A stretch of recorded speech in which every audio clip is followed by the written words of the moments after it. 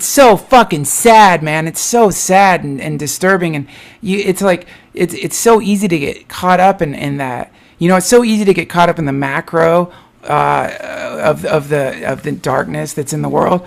But man, I think that the trick is to like only spend a little time on that and spend more time fucking working on the real basic things in your life that you can do right now to like to make things a little better. Like, because a lot of people will focus on chemtrails when they need to be focusing on stopping smoking. Like I had a person describe chemtrails to me. Oh no. Smoking a fucking Marlboro Light.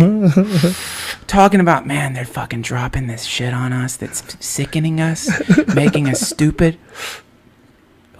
It's like, dude, you're inhaling cancerous smoke created by a fucking corporation that's making money off of killing you. Who cares about some fucking chemtrails, brother? You got to stop smoking first. Yeah, you know what I mean? Like that's probably way worse. Many more people are dying from cigarette smoke than they're dying from chemtrails. Yeah, that's silly. So those are the steps. But people, it's a really simple thing to do. You get caught up in the macro instead of being like, you know what? Here's the thing you can try. Instead of worrying about chemtrails, why don't you fucking get a good recipe book of like a raw recipe book. Try eating raw for a few days and see if that makes you feel better. Cut out eating processed food for a few days.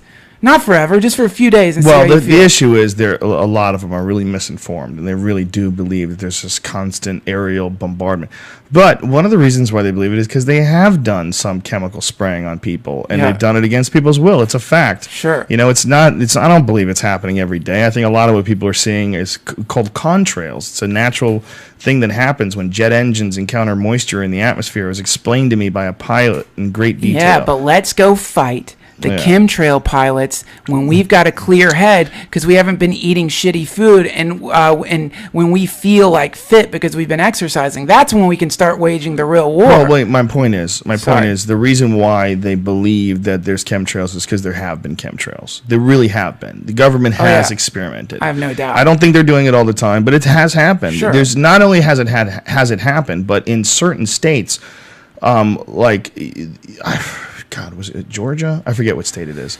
Anyway, the point is that it's literally like written into insurance laws. Like there's things about like chemicals spraying that like you insure against them. I believe I'm speaking out of hand right here because I don't know the exact details of it. It seems a little blurry in my mind right now while I'm trying to pull it up. But I remember whatever it was, this little piece of legislation, whether it was something about insurance or not, whatever it was written down. It was essentially saying that there will be weather-controlled experiments. Yeah. And that they will do something to alter the weather. And we know that in Abu Dhabi, they made it rain 50 times last year. Wow. So they essentially made it rain once a week with a plane flying over. I think it's aluminum oxide and barium or something. I forget what it is that they spray into the air. But they spray it, and somehow or another, it makes these clouds form, and it makes rainfall in the desert in Abu Dhabi, man. It's amazing. I mean, it's incredible. So if we know that they're doing that, well, they gave people syphilis. They didn't just learn how to do it over there, is my point. They probably practiced some shit here. And they've probably been doing it here in small doses for a long time.